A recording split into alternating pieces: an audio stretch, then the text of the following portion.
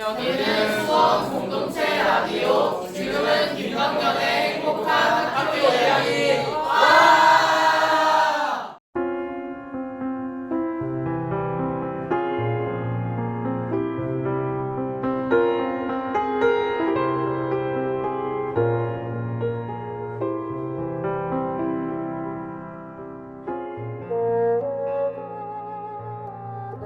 안녕하세요. 김덕년의 행복한 학교 이야기 행복지기 김덕년입니다. 수원 공동체 라디오가 6월 개편을 했습니다. 새롭게 단장하고 청취자들을 계속해서 꾸준히 다양하게 만나 뵙고 있죠. 행복학교는요, 조금 달라졌죠. 시간이 달라졌네요. 8시에서 9시로요. 자, 오늘 귀한 분 모셨습니다. 행복한 교육 폴케오이 스콜레 애프터 스콜레, 여당과 야당이 합의하에 초중등학교의 질 높은 프로그램인 자유와 집중 협약을 맺은 나라 어딜까요? 네, 덴마크입니다. 도대체 덴마크 교육은 어떤지, 우리는 또 어떤지 정혜진 교수님을 모시고 함께 생각해보죠. 음악 한 곡 듣겠습니다. 첫 곡은 토일의 검정색 하트입니다. 지금 여러분은 수원 공동체 라디오 김덕년의 행복한 학교 이야기를 듣고 계십니다. 자, 토일의 검정색 하트를 듣고 왔습니다. 이 자리에 정혜진 교수님이 나오셨어요. 안녕하세요. 본인 소개 부탁드릴까요? 네, 안녕하세요. 예, 저는 소개해 주신 대로 정혜진이라고 합니다. 교육 철학을 전공을 했어요. 그리고 지금은 주로 교사가 되려고 하는 사범대 학생들과 강의실에서 같이 공부를 하고 있습니다. 예, 그래서 저는 사실 이제 어릴 때부터 교육에 관심이 많았었고, 또 그 중에서도 교육 철학이 제일 중요하다고 이제 좀 생각을 해서 대학원에 들어가면서부터는 자연스럽게 교육 철학을 전공으로 선택을 했습니다. 예, 그리고 말씀드린 대로 학위과정 마친 후부터 대학에서 사범대 학생들하고 뭐 여러 가지 교육학 개론, 뭐 교육 철학, 뭐 한국 교육사 뭐 이런 과목들을 공부를 하고 있고요. 사실 뭐 강의를 한다고는 하지만 강의를 하는 과정에서 제가 배우는 게 더 많다는 생각을 하기도 합니다. 학생들이 워낙 들려주는 현장 얘기가 또 많고요.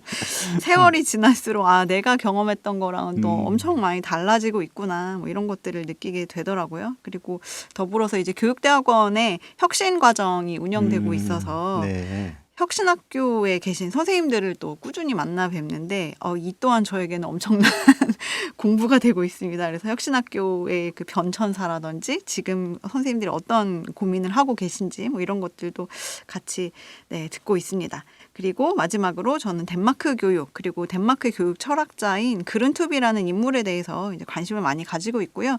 제 석박사 학위 논문 주제가 바로 이제 그른투비라고 하는 인물의 교육 철학이었어요. 그래서 그 철학을 사실은 주제로 공부를 하다 보니 그 사람이 이제 덴마크인이었고, 그리고 나서 그게 이제 덴마크는 흥미롭게 현장에 많이 적용이 된 사례라서 현재 덴마크 교육에 대해서도 관심을 많이 가지고 있습니다. 네.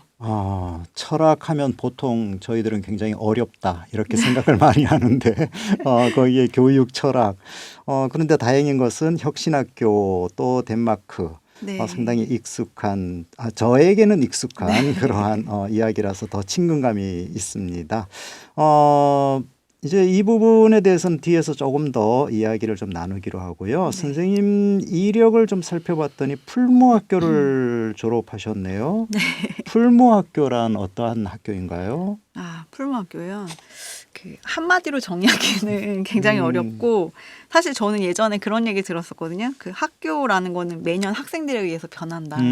그래서 매번 새로운 학교다 이제 이런 생각을 했었는데, 뭐 그래도 공통적으로 쭉 이어져 오는 걸 중심으로 말씀을 드려보면 교훈이 더불어 사는 평민이라고 하는 것이 교훈이고요. 정말 그렇게 이제 살 수 있는 사람들을 기르기 위해서 교육을 진행하는 학교라고 생각이 듭니다. 그 대안학교 그러니까 제도적인 차원에서는 굉장히 좀 복잡한데요. 대안학교에도 속해 있지 않아요. 우리나라에서 지금 법적인 분류 안에서 보면 고등기술학교라는 게 있는데요. 네네. 풀무학교는 거기에 속합니다. 근데 아마 지금 우리나라에 하나밖에 없는 걸로 제가 알고 있는데 그 사실은 그 고등기술학교라는 제도 때문에 풀무학교가 좀 지금까지 풀무학교만의 다양한 교육과정을 좀 자유롭게 운영할 수 있었던 점도 있었던 것 같아요. 그래서 그 1958년에 세워진 굉장히 사실 오래된 학교고요. 그때만 해도 이제 거의 비인가 형태로 진짜 시골에서 교육받지 못하는 농민들을 위한 교육을 해야겠다라고 하는 생각을 가지고 이창갑 선생님과 주옥로 선생님께서 설립하셨던 학교입니다. 네. 네. 그렇게 설립이 되다가 이후에 이제 이게 고등학교 과정으로 넘어오게 됐고요.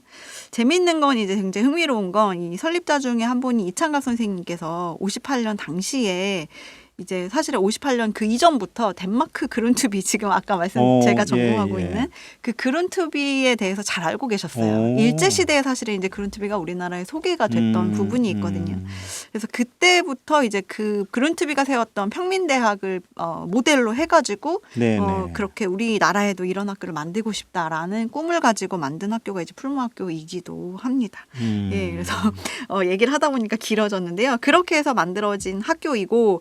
아까 말씀드렸듯이 제도적으로 따지면 이제 농업고등기술학교, 고등기술학교 중에서도 농업고등기술학교예요. 그래서 제가 다닐 때도 거의 농업학교에 가까웠어요. 그래서 굉장히 많은 시간 농사 일을 하는 거를 이제 좀 배웠었고 그런 부분들이 있습니다. 그래서 95년도쯤에 이제 소위 대안학교라고 하는 논의들이 많이 우리나라에 그 이야기가 되기 시작했는데 그때쯤에 이제 많은 학교들이 또 풀무학교 관심을 가졌던 그때 막 제가 학생이었거든요. 그래서 그것들도 좀 기억에 납니다. 그래서 어쨌든 풀무학교는 더불어 사는 평민을 기르는 삶을 배우는 학교 뭐 이 정도로 정리해 볼 수 있지 않을까 싶습니다. 그런데 풀무학교가 그 당시에 고등기술학교로 분류가 됐었고 또 대안학교의 성격도 좀 가지고 있고 또 농업 쪽에 또 선생님은 어떻게 거기를 선택을 하신 거예요? 저는 사실 어떻게 보면 선택의 여지가 없었다고도 볼 수 있는데요. 저희 부모님이 두 분 다 이제 젊은 시절에 그곳에서 젊은 교사로 재직을 하셨습니다. 그래서 거기서 이제 두 분이 만나서 결혼도 하셨고요. 그리고 이제 저는 태어난 이후에 5살 정도 아주 어렸을 때부터 그 풀무학교 안에 관사가 있었어요. 선생님들이 사는 집이 있는데 거기서 그냥 성장을 했습니다. 그래서 되게 당연한 일이라고 생각을 했었고 물론 이제 선생님 자녀들이 다 똑같은 생각을 가진 건 아니었는데 그때 저의 또래들은 대부분 다 풀무학교로 진학을 했고 뭐 그게 사회적인 어떤 관점에서 봤을 때는 왜 굳이 그런 학교를 가냐 이렇게 얘기할 수도 있는데 저는 또는 그 지역에 살았던 같은 또래 친구들, 그 부모님들의 자녀들은 그렇게 생각하지 않고 그냥 되게 자랑스럽게 그 학교에 갈 수 있었던 것 같습니다. 네, 그렇군요. 네. 풀무학교가 이제 그렇고 선생님 같은 경우는 또 이제 그런 환경에서 또 자랐고 그런데 요즘 이제 보면 최근 들어서 많은 청취자분들도 그렇고요.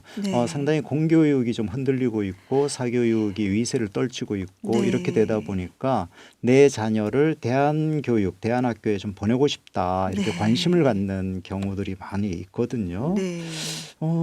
이분들에게 선생님은 어떤 말씀을 좀 해주시고 싶으세요? 네, 대안학교요. 네네. 되게 어렵다. 우선은 정말 잘 고민하셔야 된다. 그런 생각이 좀 들고요. 사실 이제 제가 다녔던 게 벌써 굉장히 오랜 시간이 지났죠. 그리고 그때는 사실 대안학교라고 하는 명칭조차도 낯설었던 시절이었고요. 그래서 그때랑 지금은 또 굉장히 다르고 또 더불어서 대입 자체가 엄청나게 많이 바뀌었기 때문에 아이가 정말 대학을 안 가도 괜찮은지 이거를 정말 솔직하게 아이의 그 진로하고도 한번 고민해 보실 필요가 있을 것 같아요. 그래서 특히 지금 2024년에 대한민국이라는 나라에서 자녀를 대안학교에 보낸다는 거는 정말 여러 가지 고민할 점이 많다는 생각을 합니다. 가장 중요한 건 저는 아이라고 생각합니다. 예. 많은 생각을 하고 그다음 아이에게 물어보고. 네. 그리고 아이의 성향도 그러니까 네네. 모두에게 좋은 학교는 없는 것 같아요. 저는 그래서 아이에게 맞는 학교를 찾는 거. 그래서 아무리 좋은 대안학교여도 그 아이의 성향이나 어떤 부분하고 맞지 않을 수도 있다. 그런 것들을 좀 같이 고민하면서 가는 것이 되게 좋을 것 같고요. 네, 그렇습니다. 그래서 요즘엔 특히 뭐 이제 공교육이 여러 가지 문제라고 얘기를 많이 하지만 저는 이제 혁신학교 현장을 좀 많이 보면서 좋은 공립학교도 굉장히 많다. 이런 생각을 또 많이 하게 됐어요. 그리고 이제 저는 대안학교를 졸업한 대학생들, 그러니까 말하자면 제가 성공회 대학에서 이제 좀 수업을 했었는데 제 수업 속에 정말 온갖 대안학교를 나온 친구들이 막 대학에 들어온. 근데 그렇죠. 성공회 대학이 이제 좀 대안학교 학생들에게 문을 많이 활짝 열어두고 있기 때문에 많은 아이들이 거기 들어오거든요. 근데 그 아이들이 대부분, 그러니까 전혀 다른 형태의 대안학교들을 다녔어도 공통적으로 어떤 아쉬움을 이렇게 갖고 있는 부분들이 있어요. 어떤 부분일까요? 그게 뭐냐면 사실은 학습입니다. 학습. 예. 네. 그래서 이게 참 우리나라 안에서 교육을 바라보는 관점이나 그것을 교육이라는 것을 가지고 이 논의가 형성될 때 마치 학습은 이렇게 중요하게 생각하면 안 되는 것처럼 된 게 한쪽 흐름이었던 것 같아요. 그게 이제 대안학교에서는 약간 함정처럼 작동한 부분도 있지 않을까 이런 생각이 좀 드는데 대부분 아이들이 더 많이 내가 학습을 할 수 있었던 기회를 대안학교에서 어떤 면에서는 잃어버린 건 아닐까라는 그런 고민들을 되게 실질적으로 하는 아이들의 목소리를 좀 들었었습니다. 그래서 그런 고민은 좀 해보시는 것이 중요하다. 그리고 일반 학교들에서도 정말 열심히 노력하는 선생님들 안에서 아이들이 잘 배울 수 있는 부분들도 있거든요. 그래서 그런 고민. 그러니까 저 같은 경우는 벌써 지금 말씀드렸듯이 정말 옛날이기 때문에 그때 막 수능 시험이 시작됐었거든요. 그때는 그래서 대학에 가는 게 오히려 쉬웠습니다. 왜냐하면 내신에서도 등급이 없었거든요. 상대평가를. 그러니까 대안학교들이 제일 힘든 게 뭐냐면 수능 아니고 내신으로 가려는 아이들에게 굉장히 불리한 상황이 되어 있어요. 그럴 수 있겠네요. 예, 왜냐하면 한 학급 다 아이들이 너무 적기 그렇죠. 때문에 네네. 그리고 거기서는 이제 아이들이 갈라치기 할 수밖에 없는 상황이 제도적으로 만들어지기 때문에 제도권 안에 있는 대안학교들은 실제 그런 어려움을 겪죠. 원치 않는 형태로. 하지만 아이가 대학에 가고 싶고 뭔가 배우고 싶은 거는 나무랄 수 있는 일이 아니잖아요. 그래서 이런 부분도 되게 고민이고 또 대학에 갈 때도 과거에는 그냥 저 때만 해도 총점으로 대학을 갔기 때문에 수학을 못해도 자기가 원하는 데 갈 수 있는 거였다면 지금은 아니죠. 예, 뭐 이런 것들 물론 대학이 전부는 아니고 대안학교에서 줄 수 있는 굉장히 좋은 것들이 많지만 이런 것들을 어쨌든 종합적으로 생각해서 아이하고도 아이가 나중에 이게 그런 거였어라는 걸 알고 좌절하는 경우들도 있을 수 있기 때문에 네. 아이고 제가 좀 얘기가 길어졌는데 충분한 고민이 필요하다고 참 생각합니다. 도움이 되는 생각해 볼 만한 그러한 말씀을 해주신 거예요. 지금 우리가 어른들은 쉽게 아이가 선택할 수 있는 기회를 주라. 또 뭐 어떤 또 아이를 위해서 무엇을 한다 이렇게 하지만 정작 그것을 받아들여야 되는 아이들이 자기가 판단을 제대로 할 수 있을 그때는 오히려 후회가 될 수도 있는 이러한 점도 있다라는 말씀이시네요. 예, 하여튼 학교를 선택하는 것 그게 일반고든 대안학교든 참 어려운 그러한 일이네요. 음악 한 곡 듣고 오겠습니다. 정혜진 선생님께서 추천하시는 곡이 있다고 하시던데 어떤 곡을 추천하시는가요? 아, 네. 그 데이식스라고 요즘에 새롭게 다시 떠오르는 그룹이 있더라고요. 근데 그 친구들 노래 중에 좀 숨겨진 노래인 것 같은데 제목이 역대급이에요. 제목이 역대급이에요. 네. 영어 제목은 워크인데 이 역대급이라는 뜻이 지금 내가 느끼는 어려움이 항상 역대급으로 가장 어려울 거다. 뭐 이런 얘기예요. 네, 근데 다들 힘들잖아요. 우리가 다 사는 게. 근데 이 노래가 좀 위로가 되는 것 같습니다. 네. 힘을 주기도 하고요. 우리 교수님 상당히 젊은 감각을 갖고 계신가 봐요. 저희 딸이 엄청 좋아하는 그룹이기도 해서 또 추천을 받기도 했습니다. 네. 이들에게는 믿고 듣는 데이식스. 이런 말이 따라다닌다고 하네요. 그러다 보니까 대학 축제에 아주 단골 게스트이기도 한 그런 밴드인 것 같습니다. 다시 선생님 말씀 듣겠습니다. 선생님은 구론투비 교육사상으로 석사, 역시 또 구론투비 평민사상으로 박사 논문을 쓰셨다고 하는데 구론투비 하면 덴마크에서는 대단한 인물로 알려져 있어요. 어떤 인물인지 우리 청취자분들이 좀 이해하기 좀 쉽게 좀 풀어주시면 고맙겠습니다. 네. 쉽게 설명하는 게 제일 어려운 문제일 수도 있는데요. 네, 어쨌든 한번 소개를 해드려 보겠습니다. 그룬투비는요 남자분이시고요. 그다음에 목사 출신이고 덴마크가 이제 근대화되든 뭐 유럽이 근대화되던 시기죠. 1800년대 중반에 활약을 했던 인물입니다. 기본적으로 이제 목사가 이분의 자기 직업의 아이덴티티였지만 교육가, 뭐 역사학자, 민속학자, 또 심지어 정치가, 국회의원 등등 굉장히 다방면에서 덴마크 사회가 근대 사회로 형성되던 시기에 영향을 미쳤던 그런 인물입니다.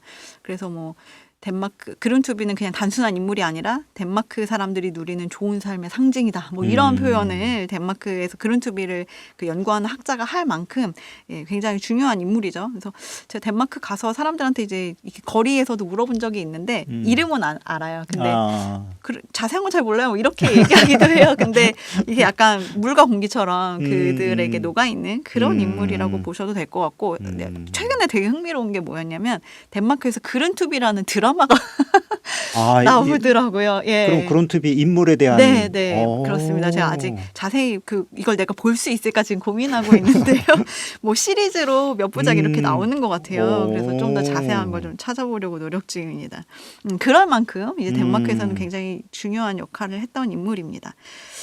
그룬투비는 사실 단순하게 교육가는 아니고요. 사회운동가 또는 정치 철학자 뭐 이렇게 봐도 될 것 같고 이 사람이 덴마크에서 가장 중요한 역할을 했던 것은 이 평민이라고 하는 개념을 물론 덴마크에만 있었던 것은 아니지만 덴마크 사회에서 정말 실제적으로 표현했던 사람이라고 생각이 듭니다. 시민이라고 우리는 보통 많이 쓰죠. 네네. 그런데 시민은 굉장히 좀 역사적이고 정치적으로 복잡하고 이 변화를 겪는 표현이라고 할 수 있는데요. 그에 반해서 이 평민이라는 개념은 덴마크어로 하면 이제 포크라고 하는 의미 그렇게 표현이 되는데 덴마크에 살고 있는 모든 사람을 지칭한다고 보시면 좋을 것 같습니다. 네. 이 계급 사회와 계급이 사라진 사회가 이렇게 넘어가는 과정에서 우리가 좀 생각해 볼 필요가 있는데요. 어쨌든 모두를 의미하는 그러니까 왕도 포크에 해당하는 것이고 농사를 짓는 사람도 포크가 돼서 이제 주권이 모든 사람에게 넘어가서 그것을 가지고 자기의 삶을 스스로 살아가는 사람들. 이게 이제 어떤 직업을 갖던지 간에 상관없이 모든 인간을 평등하게 바라볼 수 있는 기본 개념으로 저희가 생각을 해볼 수 있을 것 같습니다. 계급을 뛰어넘어선 네. 또는 계층과는 관계가 없는 네, 이러한 네. 언어가 되네요. 네. 그래서 이게 굉장히 저는 덴마크 그리고 사실은 이게 전체 북유럽 전체로도 굉장히 의미 있는 단어라는 생각을 하고 있습니다. 그래서 알게 모르게 지금 민주주의 사회라고는 하지만 뭐 자본을 근거로 우리도 모르는 계층들을 이렇게 마음속에 갖고 있는 부분들이 있는데 그에 비해서 이 북유럽이나 덴마크 사회는 그게 굉장히 적은 편이라는 생각이 좀 들거든요. 그런 걸 사람들의 마음속에 심어줄 때 기본 씨앗이 된 것이 이제 그룬투비의 사상이겠다 이런 생각이 좀 듭니다. 그래서 이제 평등하고 자유로운 사회를 만드는데 이 말로만 있는 게 아니라 실제로 실천되게 했던 것이고 그것을 나아가게 하는 동력으로서 교육이 굉장히 중요한 수단으로 자리 잡게 하는 데에 또 역할을 했다고 생각이 듭니다. 근데 이제 흥미로운 것은 그룬투비가 생각해낸 이 교육의 형태가 당시에 덴마크에서 이루어졌던 국가 중심의 교육하고는 다른 길을 걸었다는 거죠. 네. 예. 그래서 당시에 덴마크도 처음에 이제 공교육을 만들어내고 막 이랬을 때는 경쟁 중심의 또 효율성 중심의 암기식 교육 이런 것들을 그대로 이제 뭐 독일이나 이런 것들을 벤치마킹해서 하려고 하고 있었고요. 근데 이제 그룬투비는 그런 교육을 통해서는 사람이 사람으로 살아가는 그런 법들을 배울 수 없다. 죽음 교육이다. 이제 이런 비판을 했고 그러면서 새로운 형태의 교육을 하고 그 교육 안에서 이렇게 평민 개념 이런 것들을 사람들의 마음속에 심어주려는 노력들을 굉장히 다양하게 했던 것이고요.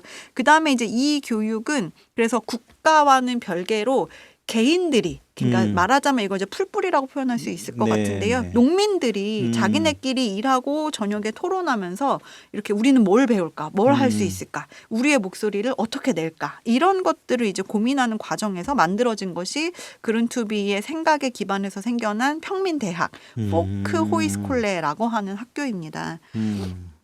예, 그래서 굉장히 흥미로운 건 그룬투비는 당시에도 덴마크 안에 있었던 아직 완전히 사라지지 않은 계급 의식이라든지 특권 의식이라든지 이런 걸 없애기 위해서는 젊은 층, 특히 청년들이 네네. 변하는 게 중요하다고 생각했어요. 왜냐하면 청년들이 변해야 위도 아래도 다 변하는 것이지 아기들을 교육할 사람들은 결국 어른이잖아요. 네. 그러니까 이 어른들의 생각이 안 바뀐 상태에서는 교육이 바뀌기 어려운 거죠. 그래서 중간층을 공략했던 것 같고요. 그래서 그룬투비는 처음에 시작한 그 교육이 굉장히 우리랑은 좀 다른 형태의 청년들을 대상으로 하는 이 평민대학이었고 이것이 현재 덴마크에는 굉장히 중요한 평생교육의 영역으로 자리를 잡고 있습니다. 근데 지금은 특히 이제 젊은 친구들 한 20대 또는 대학에 가지 않는 친구들 이런 친구들이 가서 이제 시간을 보낼 수 있는 오롯이 자기 시간을 그런 것으로 되어 있고 사실은 이게 덴마크뿐만 아니라 그 그룬투비가 이걸 덴마크에서 시작하고 나서 북유럽에 있는 나라들 스웨덴, 노르웨이, 핀란드 이런 나라들이 다 직접 배워갔어요. 그래서 다 그 나라의 형태로 조금씩 변형되어 있지만 시민사회를 이끄는 굉장히 중요한 교육의 중추로 작동을 하고 있습니다. 예, 그래서 저는 덴마크나 이 북유럽을 볼 때 이 교육이 어떻게 되고 있었는지 그리고 현재는 어느 형태인지를 보는 것이 굉장히 중요하다고 생각을 하고요. 결국 이것이 다시 아래로 내려와서 초등, 중등, 고등교육에도 영향을 미쳤고 이 변화하는 데에도 역할을 했다라고 보시면 좋을 것 같습니다. 예, 그룬투비가 한 일까지 제가 말씀을 드린 것 같은데요. 그래서 거기에서 이제 가장 핵심은요, 되게 놀라운데 이게 이제 계몽이라는 표현으로 번역이 되는데 그 평민들을 계몽한 거예요. 내가 혼자 잘 먹고 잘 살고 또는 뭐 그 잘 먹고 잘 삶으로 인해서 나의 가치를 증명하고 이러는 것이 아니고 더 중요한 건 그냥 있는 그대로의 내가 더 소중하다. 그래서 이 계몽의 핵심을 제가 덴마크에 갔을 때 그 그룬투비 연구하시는 학자분한테 물어본 적이 있어요. 그룬투비가 말하는 이 계몽이 뭐냐. 그때 얘기하신 게 뭐냐면 나를 사랑하는 사람을 만드는 거다. 이렇게 얘기를 하셨어요. 그래서 되게 약간 저는 머리를 한 대 맞은 것 같은 그런 기분도 들고 이거구나. 그래서 자기 자신에 대한 사랑 거기서 출발해야 다른 사람도 사랑할 수 있고 내가 속해 있는 공동체나 사회도 같이 사랑할 수 있다라는 것이 가장 핵심이고요. 이걸 어디서 배우냐? 학교에서 배워야 한다는 거죠. 예. 그래서 교육의 핵심 중에 하나는 이거구나. 이게 이제 이기적인 형태가 아니라 다만 여기서는 항상 개인과 공동체가 연결되어 있다라고 그렇죠, 하는 그렇죠. 유기적인 사고를 바탕으로 나를 사랑하는 거죠. 보니까 이 그룬투비라는 인물이 결국은 덴마크뿐만이 아니라 주변 국가들까지도 바꾸었던 그러한 역할을 했네요. 보니까. 근데 우리나라하고 생각한다면 그냥 그대로 문자를 가지고 온다든가 거기에 있는 단어만 이렇게 가지고 온 게 아니라 정말 어떻게 변화가 되고 그 과정에서 어디를 주로 공략을 했고 이것이 또 나중에 어떤 전 국가적으로 어떻게 바뀌어 갔는가를 우리가 좀 잘 봐야 될 것 같다는 생각이 좀 드네요. 우리는 지금 평생교육, 평생학습 그러면 자꾸 이제 어르신들을 대상으로 하잖아요. 맞습니다. 네, 제가 덴마크에 갔을 때 덴마크 선생님들하고 이제 이렇게 이야기를 하다가 그룬투비 얘기가 나와서 도대체 당신네들한테 그룬투비는 어떤 존재냐라고 물었더니까 이렇게 대답을 하더라고요. 150년이 지난 현재에도 영향력을 미치는 분이시다. 그런데 이제 그 표정을 봤는데 엄청난 자부심, 존경심 이런 것이 배어 있어요. 야, 이게 참 그룬투비가 덴마크에 미친 영향은 엄청나구나. 그러면은 결국은 이 그룬투비가 덴마크 교육을 바꾸어 놓은 그러한 부분이 되고 거기에서 우리가 덴마크 사람들은 결국 나를 사랑하는 법 이걸 배우고 그래서 그 덴마크 교육이 행복한 그러한 것으로 가지 않았을까. 조금 더 제가 이렇게 막 정신없이 말씀을 드렸는데 한번 정리해서 이렇게 다시 한번 짧게 좀 말씀을 해주시면.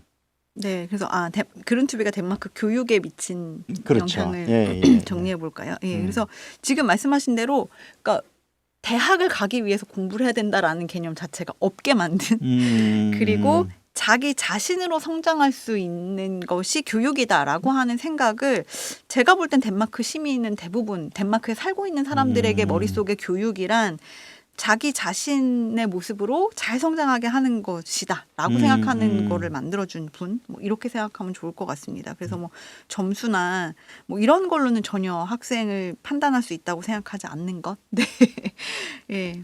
이렇게 설명하면 될까요? 네.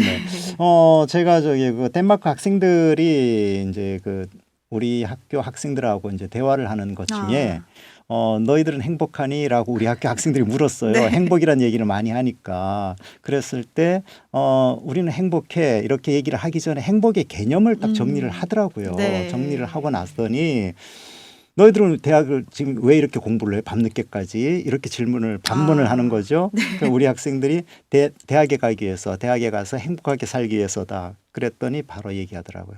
지금 행복하면 왜 안 되냐고. 그렇죠. 지금 여러분은 수원공동체 라디오 김덕년의 행복한 학교 이야기를 듣고 계십니다.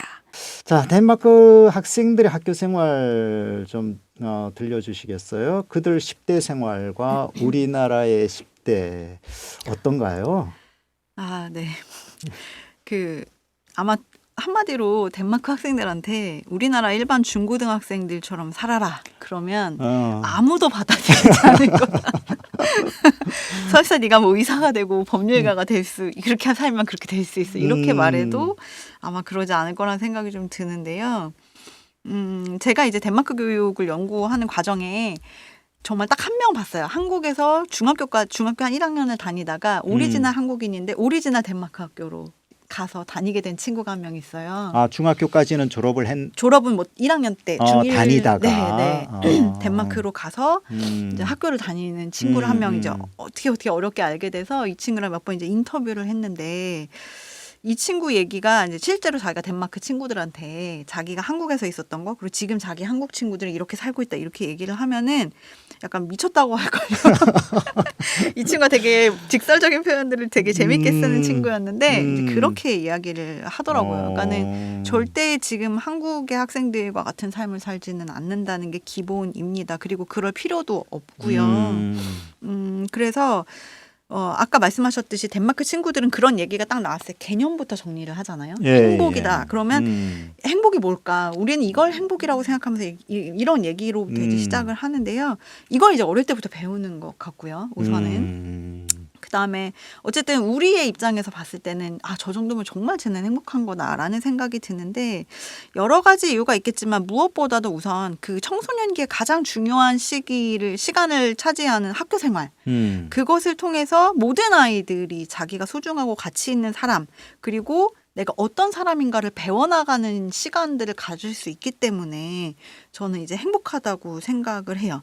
그리고 정말 못하는 것이 전혀 문제가 되지 않고 모르는 건 그냥 물어보면 되고 친구든 선생님이든 또 어디서든 이런 지자체 안에서도 그런 것들이 만들어져 있거든요. 그다음에 이제 대학은 정말 선택이고 예, 그래서 내가 대학을 나오느냐 안 나오느냐 또 인문계 고등학교를 가느냐 직업계 고등학교를 가느냐는 정말 그냥 내 삶의 선택이지 이것이 나를 위축되게 하는 어떤 요인으로 작동하지 않는다는 거죠.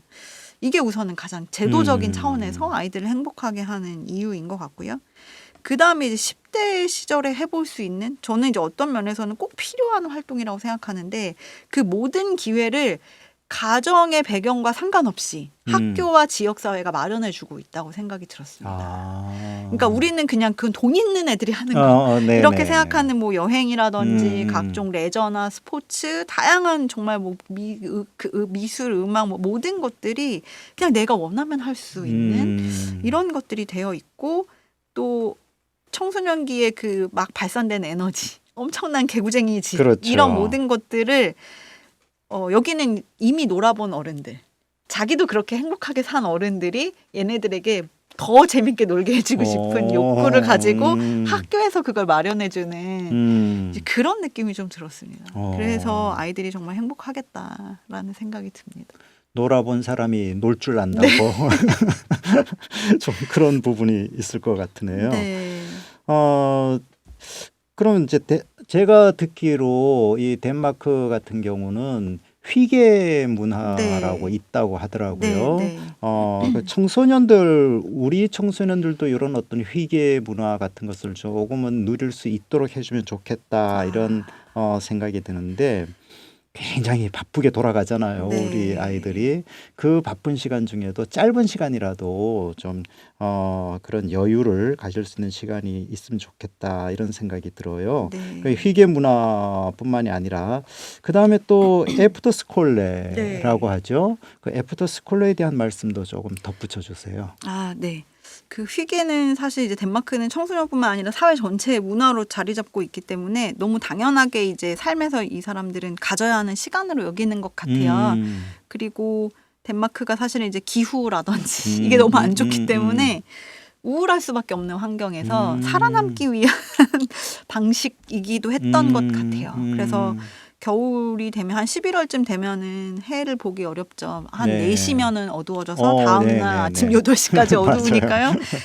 그럴 걸 이제 그러니까 근데 그걸 이제 부정적으로 볼 수도 있었겠지만 이들은 긍정적으로 풀어냈고 그런 시간을 보내는 건데 우리도 뭔가 그것이 가치 있다라는 걸 먼저 인식을 하고 나면 짧게라도 가족끼리라도 아니면 정말 혼자라도 방에서 뭐 자기가 좋아하는 촛불이든 향초든 뭐 이런 거 켜놓고 잠시라도 명상하는 시간 이런 것들을 아이들에게 할 수 있도록 배우는 것도 되게 중요하다는 생각이 듭니다.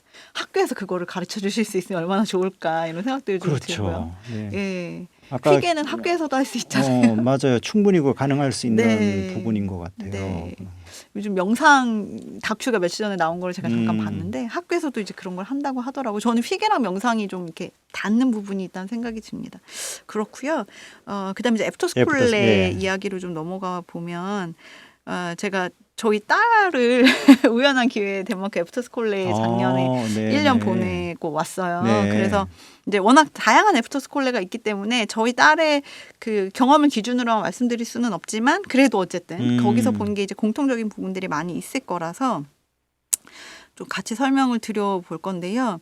우선은 애프터스쿨레의 개념이 거의 전 세계에 별로 없는 종류의 학교죠. 예. 그래서 중학교를 졸업하고 고등학교로 진학하기 전에 1년 정도 아일랜드에 이제 전환학년제가 있는데 그거랑도 사실은 조금 형태는 많이 다르다고 볼 수 있습니다. 그래서 그 전에 1년을 이제 원하는 학생에 한해서 가는 학교고요. 1년짜리 코스이고 그다음에 대부분 기숙학교라는 게 가장 중요한 특성입니다. 예, 그래서 집에 있지 않고 통학이 아니고 가급적이면 특히 이 친구들은 자기가 살았던 지역을 떠나보고 싶어하는 그래서 집에서 좀 먼 곳으로 애프터스쿨레를 찾아서 가죠. 덴마크에 한 100개가 좀 안 되는 그런 학교들이 현재 덴마크에서 운영이 되고 있고 요거는 다 이제 약간 사립의 형태로 운영이 되고 있습니다. 그렇고 이 학교들의 특징은 이제 학습도 물론 오전에는 하기는 합니다. 그런데 거기서 하는 학습이 막 이렇게 일반 학교에서 하는 것만큼 농도가 짙은 학습은 아니고요. 그래도 일반 이제 수업들을 좀 자유롭게 하고 오후 시간을 특히 중심으로 학생들이 원하는 걸 할 수 있는 선택할 수 있는 수업들이 이제 주어집니다. 그 전통적으로는 원래 하나의 애프터스쿨레가 보통 한두 가지 정도의 특화된 그것들을 가르치는 게 핵심이었어요. 네. 가장 큰 게 이제 체육 관련된 거, 뭐 체조라든지 축구라든지 이런 게 있었고, 그다음에 예체능 관련해서 뭐 음악이라든지 연극, 드라마, 뭐 또는 뭐 아예 학습을 또 원하는 친구들이 갈 수 있는 학교도 있고요. 그랬었다가 최근에는 조금 바뀌는 형태예요. 그래서 3개 정도의 학기 동안에 아이들이 3가지 정도를 선택해서 뭐 요리, 뭐 그다음에 체육, 그다음에 뭐 디자인 뭐 이런 식으로 할 수 있는 것들이 대부분의 애프터스쿨레들에 다 개설이 되어 있고 아이들이 그거를 이제 충분히 경험할 수 있도록 만들어져 있는 학교입니다. 근데 뭐 그거를 배우는 그 와중에 한 번씩 꼭 이제 여행을 가더라고요. 또. 특히 저희 아이가 갔던 학교는 여행이 굉장히 특화가 되어 있었고 그 학교는 이제 좀 외국 친구들도 요즘에 이제 오려고 하는 것이 있어서 덴마크 같은 경우에 이제 5개의 인터내셔널 애프터스쿨레가 있는데요. 저희 아이가 다니는 학교도 이제 인터내셔널 애프터스쿨레였고 다른 나라에서 온 친구들도 많이 있었고 그다음에 해양 스포츠가 여긴 특화된 학교였어요. 그렇죠. 그렇죠. 그래서 바닷가 옆에 있어서 음. 거기에 가장 특화는 요트였어요. 예. 그리고 뭐 그뿐만 아니라 정말 다양한 해양 스포츠를 즐길 수 있는 배울 수 있는 그런 프로그램들이 마련이 되어 있었는데 저희 아이는 한국에서 살다 보니까 그걸 하진 않았고 이제 다른 거를 이제 선택해서 했는데 어쨌든 그거를 배운 아이들은 예를 들어서 요트 타는 거를 다 자격증을 따고요. 그 한 모듈이 끝나면 실제로 지중해에 요트를 타는 여행을 타고 갑니다. 나가고. 예. 또는 뭐 그 심해 다이빙 하는 거를 배운 친구들은 태국 바다로 나가서 이런 정도 또는 뭐 정말 와일드라이프 그 동물들을 좋아하는 친구들은 남아공으로 여행을 가요. 그래서 저는 이 학교가 한 500명 정도가 다니는 덴마크에서 거의 규모는 가장 크네요. 큰 규모의 학교였는데 그 500명이 되는 아이들을 핸들링해서 한 30개국으로 여행을 보내는 걸 보고 되게 깜짝 놀랐습니다.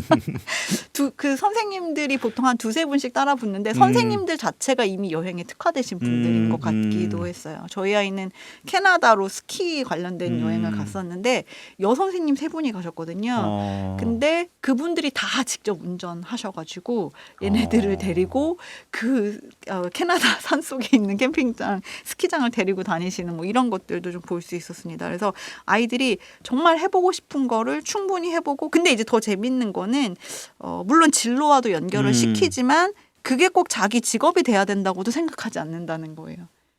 그러면 예. 그냥 편하게 다니는 건가요? 어떤 면에서는 그렇죠. 예, 그러니까 해양 스포츠를 해서 내가 그 자격증을 따는 게 이게 너무 좋으니까 하는 거예요. 그래서 이게 나의 평생의 어떤 그 취미 생활이 될 수 있지만 그걸 했다고 내가 꼭 그걸 하는 게 내 직업이 될 필요는 없는 거죠.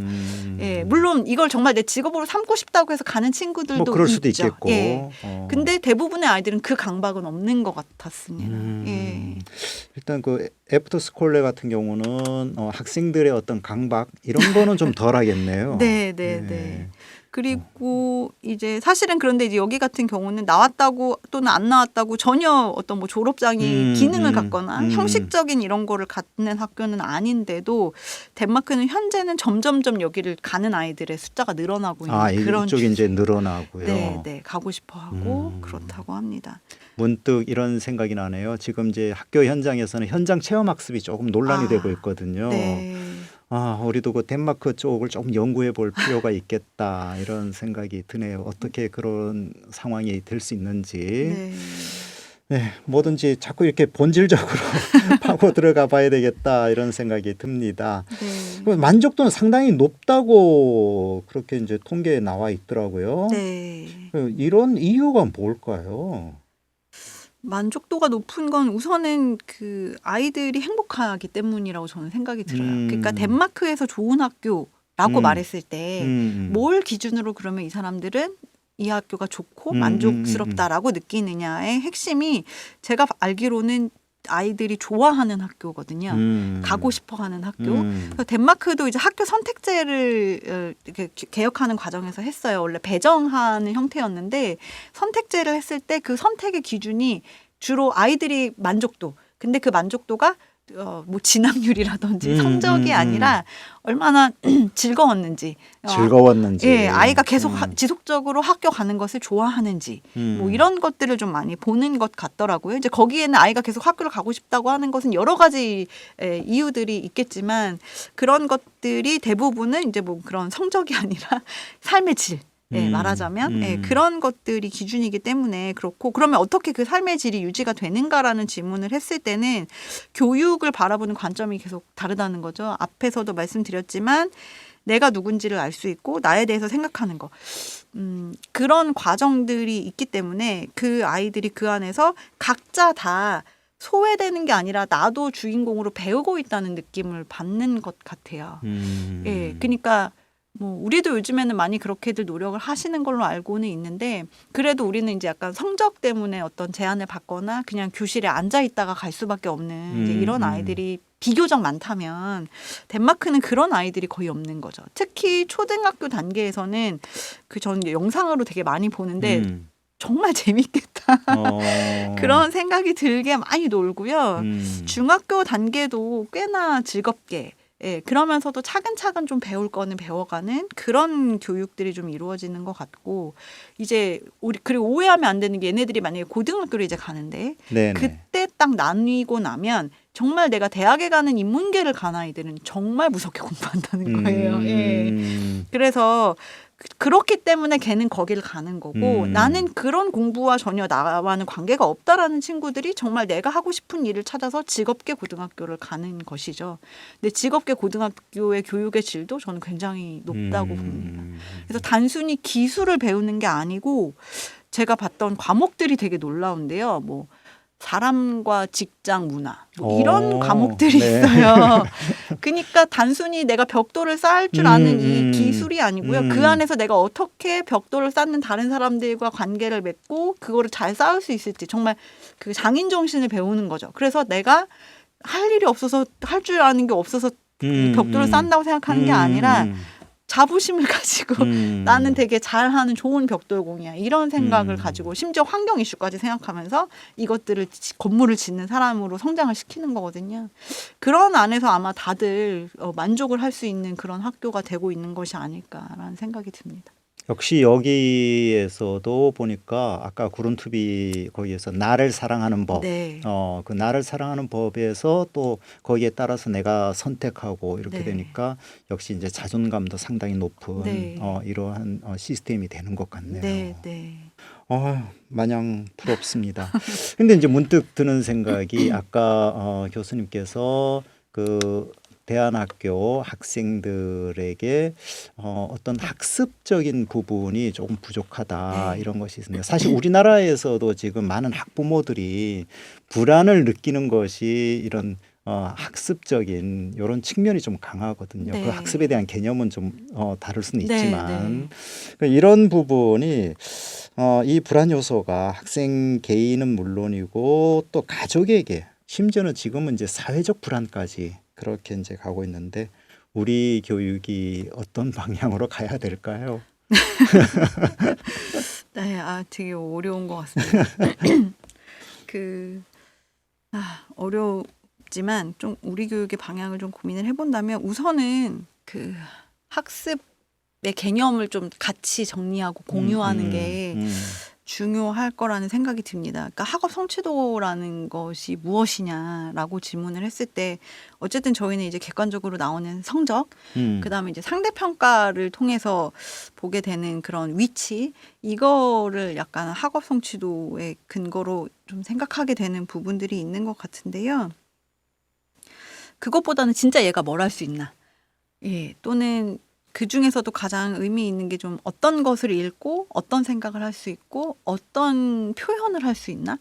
글쓰기와 말하기 뭐 이런 것들을 충분히 학생들이 가지고 있는가? 뭐 이런 것들을 가르치고 이게 우리가 생각하는 학습 능력이라고 생각해야 하는 것은 아닐까. 수학적 능력에 있어서도 가장 기본적인 것들을 어느 정도는 할 수 있게 하고 그다음에 또 하나는 다음 스텝으로 자기가 뭔가 더 하고 싶다는 욕구를 느꼈을 때 거기로 나아갈 수 있는 방법이나 이런 학습할 수 있는 기술, 도구 이런 네네. 것들을 이제 학생들이 장착을 하느냐 안 하느냐 이게 되게 중요한 문제인 것 같아요. 근데 이제 우리나라는 약간 그 부분이 막상 내가 공부를 잘하고 싶은데 어떻게 해야 되는지 모르는 이런 것들이 아직은 그러니까 정말 좋은 선생님을 만났을 때는 그걸 내가 배웠기 때문에 어느 순간 할 수 있지만 아닌 친구들이 수많은 아이들이 막 이제 막 유튜브 같은 데서 쏟아져 나오는 막 하루에 뭐 14시간씩 공부를 해 이런 식의 개념들 안에서 시작도 하기 전에 이렇게 나가 떨어지는 그런 부분들도 있는 것 같아요. 그래서 우리가 교육을 통해서 뭘 할 것인가 그리고 그때 얘기한 학업 성취도의 문제를 무엇으로 바라볼 것이냐를 좀 더 실질적으로 그리고 마음에 와닿게 같이 고민해봐야 되지 않을까. 거기서부터 이제 변화의 어떤 것들을 생각해 볼 수 있지 않을까라는 생각이 듭니다. 예. 네, 우리가 말은 그동안 많이 했었어요. 네. 고기 잡는 법을 가르쳐 줘야 된다. 네. 고기를 주는 게 아니라 그런 얘기를 참 많이 했는데 정말 고기 잡는 법 지금 고기 잡는 법을 어떻게 해야 될까? 정말 이 모든 우리 국민적 합의가 있어야 되지 않을까 그런 생각이 되네요. 문제는 그런 것 같습니다. 우리나라 청소년들도 그렇고요. 학부모들도 한 번 처지면 어떻게 헤어날 그 구멍이 없다. 삶이 끝난 것 같은 이런 생각이 좀 하는 것이 많은 것 같아요. 네. 이분들께 좀 당부하고 싶은 말씀 있으면 좀 해주세요. 그분들의 잘못은 전혀 아니죠. 음. 그리고 실제로 시스템이 그렇게 작동하고 있기 때문에 저희들에게 그런 불안을 주는 요소들이 많다고 생각하는데 그럼에도 불구하고 사실은 이게 그렇지 않다라는 걸 우리가 이제 생각하는 게 되게 중요한 것 같습니다. 그래서 한 번 뒤처진 것을 어떻게 메이크업하고 다시 따라잡을 수 있을까는 그 아이의 마음에 어떤 힘을 길러주었는가로부터 우리가 다시 고민할 수 있지 않을까. 그래서 그런 불안을 좀 내려놓으시고 그 불안보다는 우선은 아이 마음이 얼마나 단단하게 정서적으로 성장하고 있는가에 더 신경을 쓰면 그 다음은 갈 수 있는 것 같아요. 근데 아무리 어디까지 성적을 올려놨어도 마음이 약한 친구들이 어느 순간 무너지면 그게 정말 답이 없는 문제. 그러니까 요즘에 이제 정신적으로 힘든 아이들이 굉장히 많잖아요. 네, 너무 많더라고요. 예, 그거를 간과하면 정말 돌이킬 수 없는 후회를 할 수도 있다는 생각이 좀 듭니다. 그래서 그 문제를 생각하시고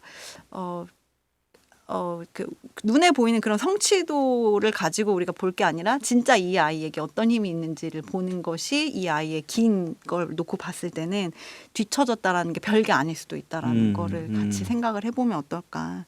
그거의 힘이 그 아이가 자기를 어떻게 생각하고 있는가인 것 같고요. 성적이 어떻게 나오든 너는 너로서 굉장히 가치 있고 언젠가 뭔가 다시 할 수 있다라는 걸 계속해서 소통하는 것이 가장 중요할 것 같습니다. 네. 네, 오늘 행복학교 이야기 손님이신 정혜진 교수님과 정말 귀한 대화 그리고 시간이 정말 부족한데요. 그리고 끝으로 이제 수원 공동체 라디오 청취자들께 인사 나누어 주시죠. 네, 긴 이야기 들어주셔서 너무 감사드리고요. 언젠가 또 여기 들어주셨던 선생님들하고 직접 만나서 행복한 교육 이야기 같이 나눌 수 있기를 기대하겠습니다. 김덕년 선생님의 행복한 학교 이야기 이제 많이 들어주시면 감사하겠습니다. 네, 고맙습니다. 네. 오늘 수고 많으셨습니다. 네, 고맙습니다. 지금 여러분은 수원 공동체 라디오 김덕년의 행복한 학교 이야기를 듣고 계십니다. 학생들에게 누구보다 의미 있고 중요한 영향을 주실 수 있는 분, 바로 선생님들이라고 정혜진 교수님은 말씀하시네요. 포미니스의 Welcome to the School 들으며 오늘 방송 마치겠습니다. 여기는 수원 공동체 라디오, 저는 행복지기 김덕년입니다. 또 오실 거죠?